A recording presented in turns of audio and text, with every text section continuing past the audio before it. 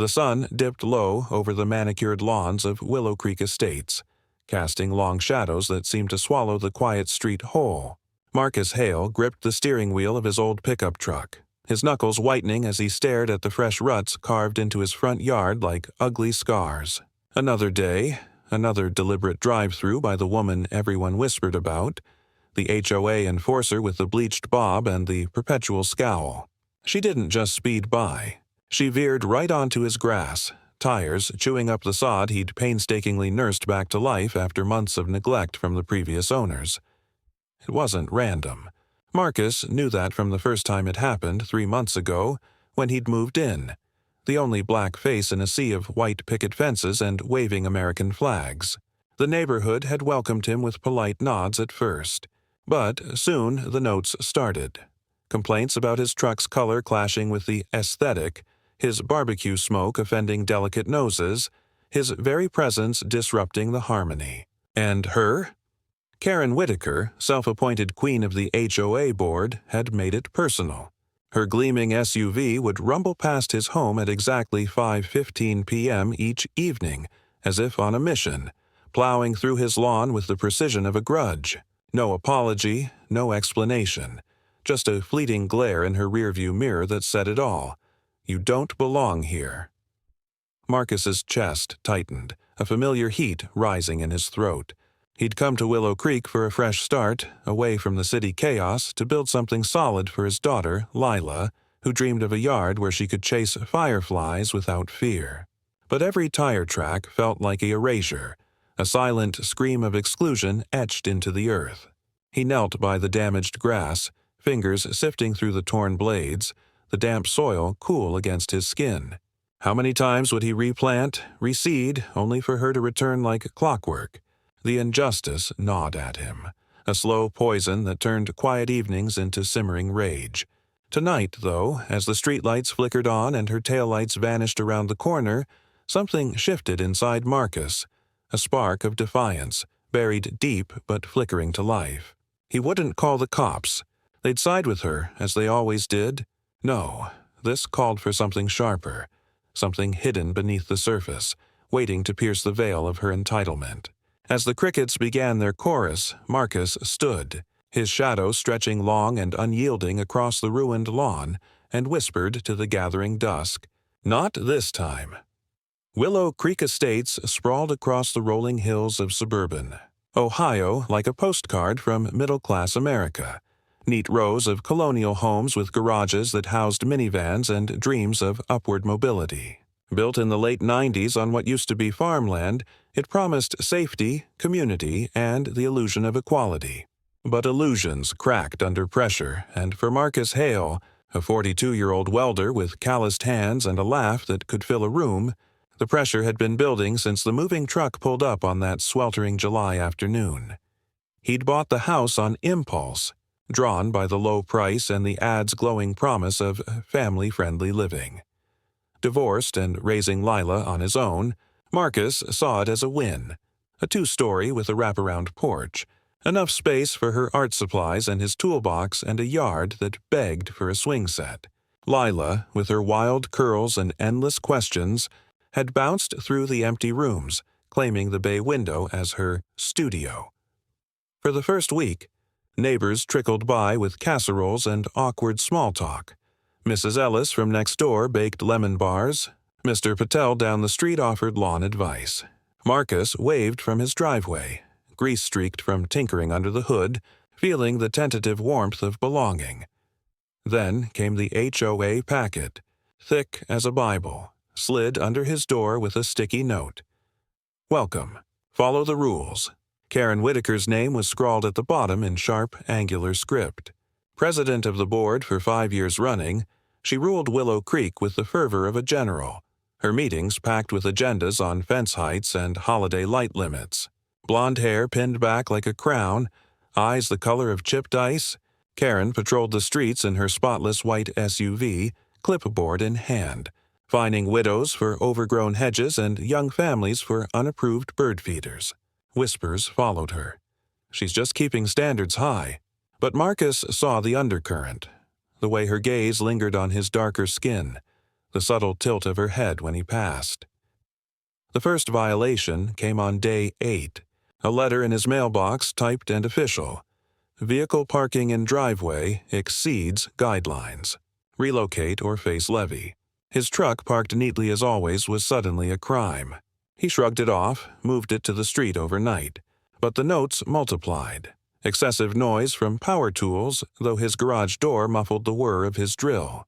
Unapproved landscaping when he'd only trimmed the hedges. Each one bore her signature, a flourish of ownership. And then the drives began. Subtle at first, a nudge of her tire onto the curb, clipping the edge of his lawn. Marcus watched from his kitchen window, coffee mug steaming in his hand, as she accelerated just enough to tear a strip of green. No honk, no wave, just the crunch of earth giving way. Curiosity turned to certainty one rainy Tuesday.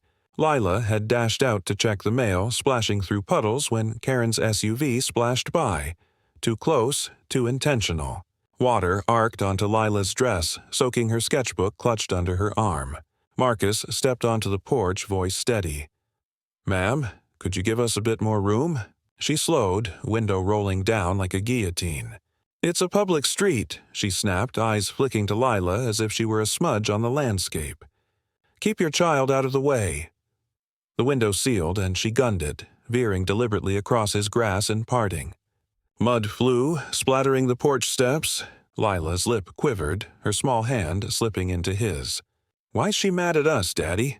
That night, as Lila slept with her damp sketchbook on the nightstand, Marcus paced the living room, the floorboards creaking under his weight. He pulled out the HOA bylaws, poring over clauses on property maintenance and community harmony. Karen's influence was everywhere. Her photo on the newsletter. Her quotes in the minutes praising the neighborhood's traditional values. Traditional. The word stuck like burrs. He'd seen it before, in the city apartments where landlords jacked rents after he moved in the job sites where promotions skipped over him for cultural fits. Here, in this supposed haven, it manifested in tire tracks and icy stares. But curiosity morphed into a gnawing resolve. He wouldn't sell. This was his home now. Instead, he'd document it, the dates, the damage, the deliberate arcs of her path. And beneath it all, a seed of something sharper took root, hidden in the soil she kept destroying. As thunder rumbled outside, Marcus knelt by the window, staring at the shadowed lawn, the rain washing away another layer of his patience. How long before the ground pushed back? Weeks blurred into a rhythm of erosion, each day etching deeper grooves into Marcus's lawn and his spirit. The drives escalated from nuisances to nightly rituals, Karen's SUV a white specter haunting the twilight hours. By the end of the first month, the grass along the driveway had thinned to patches of dirt, stubborn weeds poking through like accusations. Marcus woke to the sound of his alarm, but it was the phantom crunch of tires that jolted him fully awake. Echoes from the night before, when she'd lingered longer, reversing slightly as if savoring the destruction. He'd rushed to the window, heart pounding, only to see the fresh scars glinting with dew. Lila noticed first, her artist's eye catching the decay. "Daddy, the yard looks sad," she'd say, pressing her nose to the glass during breakfast, cereal bowl forgotten.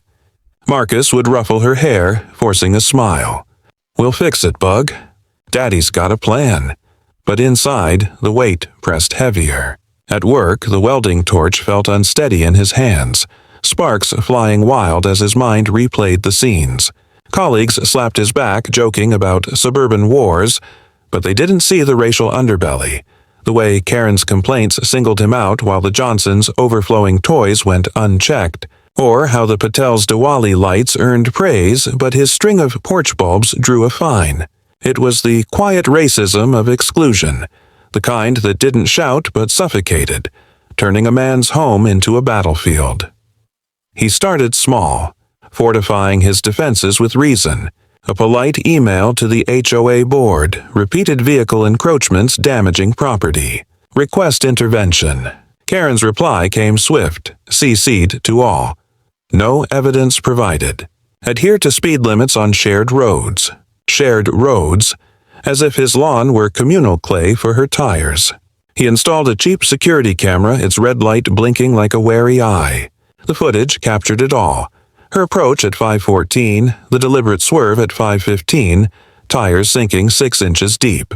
He compiled the clips, timestamps glowing like indictments, and presented them at the next board meeting in the community center's stuffy hall. The room smelled of stale coffee and fresh printouts, folding chairs scraping as neighbors filed in. Karen sat at the head table, clipboard poised like a scepter. Marcus stood, voice even, projecting the video onto the pull-down screen. Gasps rippled. Mrs. Ellis clutched her pearls. Mr. Patel nodded solemnly. "This isn't just vandalism," Marcus said, the beam of the projector casting his shadow large. "It's targeted. My family's safety is at risk." Eyes darted to Karen, whose lips thinned to a line. She rose slowly, adjusting her cardigan with deliberate calm. "Mr. Hale, Willow Creek prides itself on unity. Your setup may be contributing to traffic patterns. Perhaps a fence." Murmurs agreed. Fences make good neighbors. But Marcus caught the flicker in her eyes. The unspoken your kind always overreacts. The vote was a farce. Motion tabled for further review. As the meeting adjourned, Karen brushed past him in the doorway, her perfume cloying. "Watch your tone next time," she hissed low enough for only him to hear. That night, the drives intensified. She came earlier, during Lila's bedtime stories, the rumble vibrating through the walls. Marcus held his daughter closer, her questions piling up. "Is she a monster, Daddy? Why does she hate our grass?" He spun tales of brave knights and hidden traps, but the words tasted hollow. The lawn, once a canvas for Lila's chalk drawings, now resembled a war zone. Ruts crisscrossing like veins, soil exposed and vulnerable. Desperation crept in with the autumn chill. Marcus spent weekends on his knees, raking debris, spreading seed and fertilizer under a relentless sun. The hardware store clerk, an older black man with knowing eyes, slipped him a discount. "Heard about your spot. Some folks can't stand seeing us thrive." Marcus nodded, the camaraderie a balm, but it fueled the fire. He researched online forums late into the night, threads on HOA tyrants, stories of retaliation from families who'd face the same invisible wall. One post stuck: "Plant your justice where they least expect."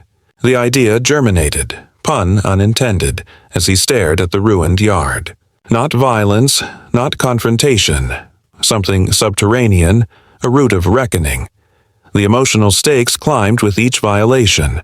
Lila stopped playing outside, her laughter muffled indoors, sketches of monsters with white tires replacing the fireflies.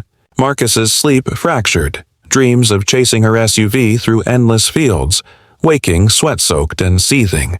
At work, a near miss with the arc welder cost him a reprimand, his boss pulling him aside. "You good, man. Looks like you're carrying the world." He wasn't. Just the weight of a neighborhood that tolerated destruction as long as it stayed on the right lawn. Friends from the city called, urging him to fight or flee. Screw him, Mark. Sell and start over. But selling felt like surrender, like handing her the deed to his dignity. By mid-October, the ruts had deepened to 8 inches, water pooling after rains like mocking ponds. Karen's pattern evolved. She'd pause mid-drive, engine idling as if inspecting her handiwork, then peel away with a spray of mud. The camera caught a glimpse inside her cab one evening. A smirk, fleeting but damning, her fingers drumming the wheel in triumph. Marcus's resolve hardened like cooling steel. He scoured the garden section at dusk, buying bags of topsoil and hardware that glinted under fluorescent lights. Back home, under cover of night, he worked by flashlight, the beam dancing over the soil as he tilled the most ravaged strip along the driveway. The air was crisp, laced with the scent of turned earth and impending frost. A reminder that everything changes if you dig deep enough. Layer by layer, he rebuilt. First, the spikes. Galvanized nails, 6 inches long, sourced from the welding shop's scrap bin. Not haphazard, but precise. Angled upward at 45 degrees, spaced like a minefield, their points dulled just enough to pierce without shattering, designed for tires that thought they owned the ground. He buried them shallow, under a blanket of fresh sod he'd cut and relaid, the grass edges seamless as a scar healed over. It took hours, his back aching, palms blistered, but each placement felt like reclaiming territory. As the first light of dawn crept over the horizon, Marcus stepped back, surveying the trap disguised as restoration. The lawn looked pristine again, a green invitation that hid its teeth. Karen's evening drive loomed, a ticking clock. Tension coiled in his gut, a mix of dread and dark anticipation. Would she notice? Would she swerve just in time?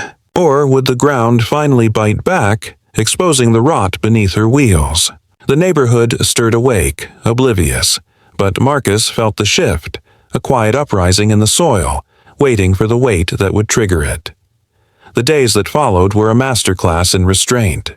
Marcus mowed meticulously, the whir of the blade a soothing mantra, ensuring no hint of disturbance. Lila helped, scattering wildflower seeds in the safer corners, her chatter a distraction from the knot in his chest. "These will bloom purple, Daddy, like magic armor." He hugged her tight, the innocence a shield against his growing unease. Karen's SUV prowled past at odd hours now, as if sensing the challenge, but she stuck to the street, tires humming on asphalt. Paranoia set in for Marcus. Every revved engine down the block sent him to the window, pulse racing. He reviewed the footage obsessively, noting her roots, her hesitations. The injustice festered, manifesting in small rebellions. He hung a "no trespassing" sign, carved Lila's name into a pumpkin on the porch, lit candles that flickered defiantly against the dusk. November brought wind-whipped leaves, carpeting the trap in camouflage. The HOA newsletter arrived, Karen's byline gleaming, preserving our heritage. Unity through compliance. Marcus crumpled it, the paper's edges sharp as her gaze. A new complaint landed, unkempt foliage encroaching on common areas. His lawn, the one she'd ravaged, now faulted for encroaching? The absurdity ignited something primal. That evening, as Lila sketched by lamplight, he slipped out to reinforce the spikes, adding wire mesh beneath for stability. The work grounded him. Dirt under his nails, a tangible fight against the intangible slights. The stairs at the grocery store, the locked gates at community events, the way diversity was touted in meetings but absent in actions. Tension peaked on a Friday, the air thick with the promise of weekend barbecues. Marcus grilled ribs on the back patio, smoke curling skyward like a signal flare, Lila dancing to music from his old Bluetooth speaker. The scent drew envious glances from neighbors, but Karen's arrival shattered the peace. Her SUV idled at the stop sign, longer than usual, engine a low growl. Marcus froze, spatula in hand as she turned, slowly, deliberately, onto his street. The ribs sizzled forgotten. Lila's laughter faded. Tires met curb, then grass, the familiar crunch amplified in the still evening. But this time it was different. The sod held, then gave, a muffled thunk, followed by a hiss like a serpent uncoiling. Her vehicle lurched, front right tire deflating in seconds, rubber shredding against hidden barbs.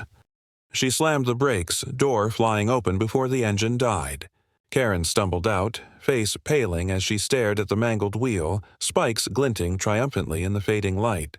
Marcus watched from the porch, expression neutral, heart thundering. Lila peeked from behind him, eyes wide. Karen's head snapped up, locking on him, accusation blazing. The street fell silent, neighbors' curtains twitching like voyeurs at a scandal. This was it, the injustice unmasked, the trap sprung. But as her screams pierced the air, Marcus felt no joy, only the hollow echo of a battle half won. The real climax loomed, not in the spike, but in the unraveling that followed. The chaos erupted like a storm long brewing, lightning cracking across Willow Creek's facade of civility. Karen's screams shattered the evening hush, a raw howl that drew neighbors spilling onto porches like moths to flame. "What have you done?" She shrieked, jabbing a manicured finger at the spikes protruding from her ruined tire like jagged accusations. The SUV sagged pathetically, its white flank scarred and steaming, the air thick with the acrid tang of shredded rubber. Marcus stood frozen on the porch. Lila clutched behind his legs, her small fingers digging into his jeans. The intensity hit like a wave, months of swallowed fury crashing against the thrill of reckoning, leaving him breathless. Karen stormed the lawn, heels sinking into the sod she'd so gleefully destroyed, oblivious to the irony.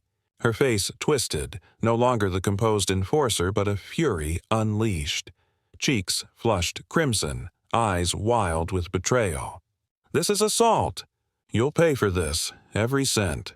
She yanked at the tire, nails snapping against metal, as if she could will the damage undone. The spikes held firm, unyielding sentinels Marcus had forged in secret hours, now exposed in their vengeful glory. Sirens wailed, distant but closing. Someone, Mrs. Ellis perhaps, had dialed 911 in the frenzy. Marcus's mind raced, a torrent of what-ifs. Had he gone too far? The spikes weren't meant to maim, just to halt, to force her to feel the violation she'd inflicted.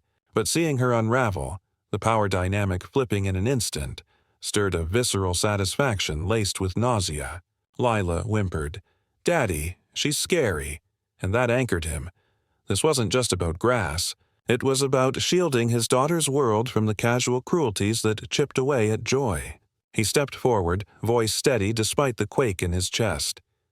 "You kept coming back, ma'am, night after night. This was my home." The police cruiser pulled up, lights pulsing blue and red, bathing the scene in erratic glow.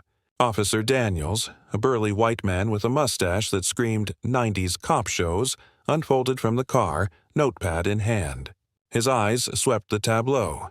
Karen, disheveled and pointing. Marcus, calm but coiled. The neighborhood gawking from shadows. "What's the situation here?" Daniels drawled, his tone already leaning toward the familiar face. Karen launched into her tirade, words tumbling like debris. "He booby-trapped his yard. Racist? No, this is criminal. I've been patrolling for standards. He's the one disrupting everything." The word racist hung, twisted in her mouth as if the accusation could only ever point one way. Daniels turned to Marcus, skepticism etching his brow. "Sir, you admit to placing these items?"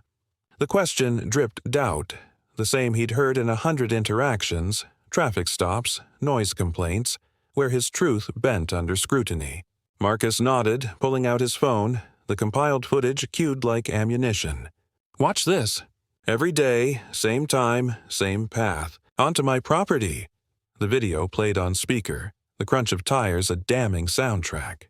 Daniel's expression flickered, annoyance to unease as the pattern emerged, undeniable. Karen's protests swelled. "It's a free street." "He's exaggerating, probably to play the race card." The climax crested as Daniels knelt by the tire, gloved hand probing a spike. "This could be considered excessive force on private property," he muttered, but his eyes met Marcus's with a rare glint of understanding. The crowd murmured, phones capturing the standoff, clips destined for viral infamy. Karen lunged for Marcus's phone, a desperate grab that Daniels intercepted, his grip firm on her arm. "Ma'am, stand down." For the first time, her entitlement cracked audibly, a sob escaping as reality sank in. The board would hear this. The lawsuits might fly both ways, her throne wobbling under the weight of her own tracks. Marcus's heart hammered, the air electric with unspoken reckonings. This was the peak, the injustice laid bare, not in blood but in the shredded facade of fairness. As Daniels radioed for a tow, Karen slumped against her ruined SUV, defeated glare boring into Marcus. No words passed, but the silence screamed volumes. The ground had risen, and she'd been the one to fall. Dawn broke gray over Willow Creek, the tow truck's rumble echoing like a final judgment as it hauled Karen's mangled SUV away. Marcus watched from the kitchen window, coffee bitter on his tongue, Lila still asleep upstairs.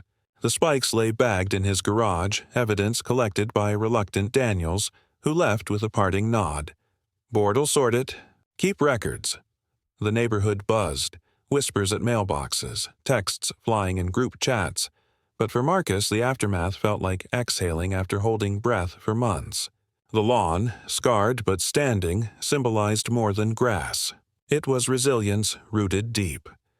The HOA meeting the next week packed the community center to bursting, folding chairs groaning under the weight of curiosity and concealed agendas. Karen sat front row, bandaged hand from a stray nail scratch, her usual poise frayed at the edges. Marcus arrived last, Lila's drawing of a strong yard tucked in his pocket like a talisman. The board president, a mild-mannered accountant named Hargrove, cleared his throat. Emergency session on property disputes. Projections flickered. Marcus's videos. Timestamps merciless, followed by Karen's tearful defense. I was enforcing rules for all of us. He escalated. Murmurs swelled into debate. Mrs. Ellis spoke first, voice quavering. I've seen it too. The drives. It's not right. Mr. Patel followed. This isn't unity. It's bullying. The tide turned, faces Marcus had nodded to in passing now meeting his eyes with solidarity. Karen's allies dwindled, her protests shrill. He's playing victim. Look at his kind, always litigious. The room gasped, the racial barb landing like a slap. Hargrove banged his gavel. Enough. Motion to censure Ms. Whitaker and review bylaws for equitable enforcement. It passed 7-3, Karen abstaining with a glare that could curdle milk. In the days that followed, Willow Creek transformed in subtle waves. Fines reversed, including Marcus's backlog. Karen resigned amid a storm of leaked emails, her private gripes about demographic shifts, fueling online outrage, the story exploding on local news and social feeds. Reporters camped his driveway, mics thrust forward. How does it feel to stand up? Marcus waved them off, but one clip went viral, him saying, "It's not about spikes, it's about soil. Some ground you have to fight to keep." Views climbed into millions. Comments a mix of cheers and confessions. This happened to my uncle. Finally, a win against the Karens. For Marcus, resolution wove through the personal. He replanted the lawn with lilac, seeds of clover and ryegrass symbolizing regrowth. Neighbors trickled by with tools and tips, tentative bridges forming. Even Daniel stopped once, off duty, with a six-pack. Owe you an apology on procedure. Keep the faith. Lila's laughter returned, fireflies dancing in summer's reprise, her sketches now featuring heroes with spike gardens. Marcus slept deeper, the nightmares replaced by dreams of expansion, maybe a community plot, shared and spike-free. But the impact lingered, a powerful undercurrent. Racism wasn't the screaming villain but the slow grind of tires on forbidden grass, eroding dignity drop by drop. Marcus volunteered for the board, his voice steady in meetings, pushing clauses on inclusive patrolling.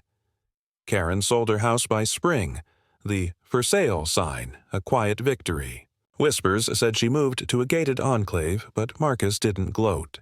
Pity edged in for a woman trapped in her own ruts. As autumn leaves blanketed the healed lawn once more, Marcus sat on the porch. Lila curled beside him, stars pricking the sky. The takeaway settled heavy yet hopeful. Injustices thrive in silence, but push back from the roots with precision, and the ground shifts. What if every violated yard grew teeth? What hidden spikes lie waiting in your own neighborhood, ready to shred the entitlement that drives over dreams? Reflect on that, then plant your stand.